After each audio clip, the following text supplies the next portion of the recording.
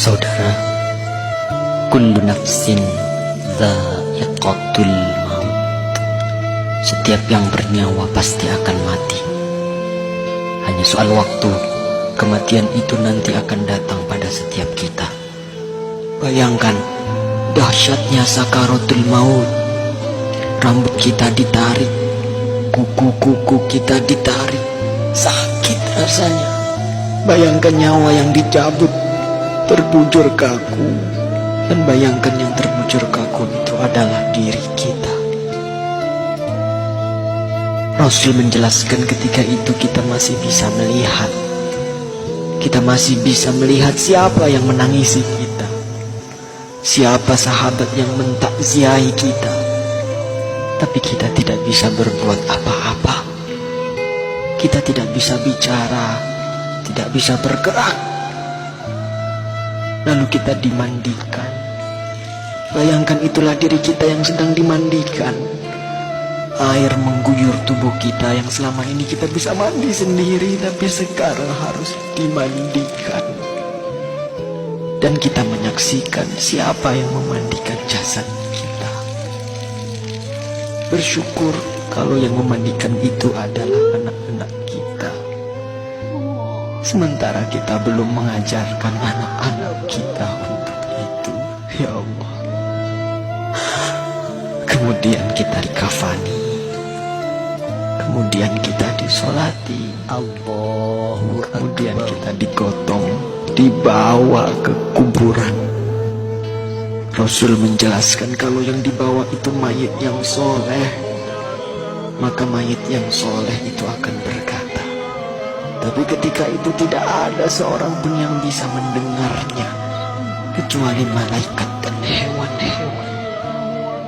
Manusia dan jin tidak bisa mendengar perkataan mayit. Rasul memberitahu kepada kita, mayit yang soleh itu akan berkata, As'ani ila baiti, ya Allah, percepat aku ya Allah, percepat aku ke rumahku ya Allah.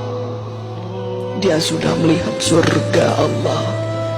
Dia sudah melihat surga karena kesolehan di dunia selama ini. Subhanallah.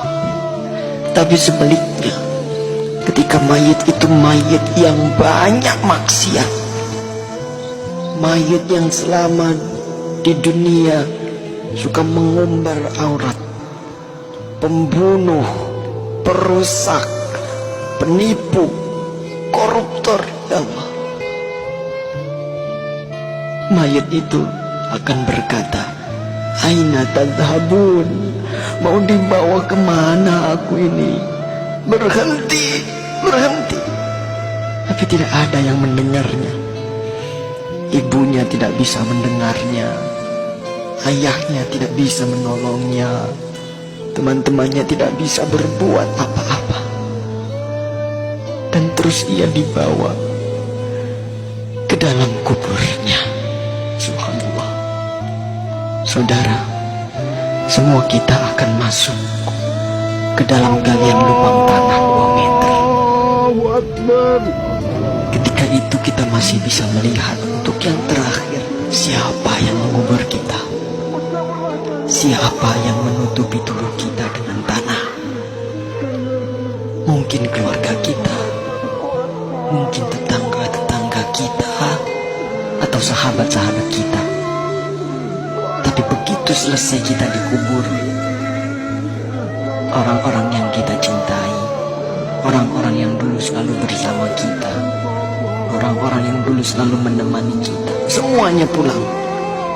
Semuanya pulang meninggalkan kita sendirian di kubur. Maka kita merasakan kesedihan, takut, gelisah. Tapi kita tidak bisa pulang mengikuti mereka. Kita hanya bisa mendengar langkah kaki mereka saat semua orang pulang meninggalkan kita sendirian di kubur. Astagfirullah. Di dalam kubur, darah, daging, tulang, belulang hancur. Sempit, gelap, rumah ular, rumah tanpa alas, rumah kesendirian. tempat kita akan ditanyai perbuatan kita selama hidup di dunia. Itulah kubur. Saat itu tidak ada yang bisa menolong kita. Tidak ada kekuasaan lagi. Tidak ada harta yang melimpah lagi. Tidak ada keluarga yang kita sayangi lagi. Tidak ada pengawal yang setia lagi. Allah Akbar, Allah Akbar, Allah Akbar. Tapi alhamdulillah, kita bersyukur karena kita masih hidup, saudara. Hari ini kita masih hidup, kita belum mati. Berarti Allah masih sayang pada kita. Allah masih memberi kesempatan kepada kita untuk bertaubat. Allah masih beri kita waktu untuk beribadah sebanyak-banyaknya. Maka inilah saatnya. Inilah saatnya kita untuk bertaubat, saudaraku. Inilah saatnya kita untuk berjanji taat. Saatnya untuk kita berhenti melakukan kemaksiatan. Saatnya untuk kita berhenti melakukan kezaliman. Saatnya kita membahagiakan keluarga kita, istri kita, suami kita, orang tua kita, anak cucu kita. Saatnya kita berbuat baik untuk negeri yang tercinta ini. Saatnya kita berdakwah. Manfaatkan sisa umur ini untuk menebar kebaikan di sekitar kita.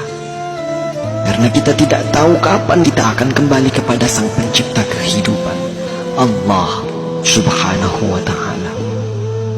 Katakanlah, sesungguhnya kematian yang kamu lari daripadanya, ia pasti menemui kamu. Kemudian kamu akan dikembalikan kepada Allah yang mengetahui gaib dan yang nyata. Lalu dia beritakan kepadamu apa yang telah kamu kerjakan. Surah Al-Jumu'ah ayat 8. Semoga Allah mewafatkan kita dalam keadaan husnul khatimah. Allahumma khtim lana bi husnil khatimah. Assalamualaikum warahmatullahi wabarakatuh.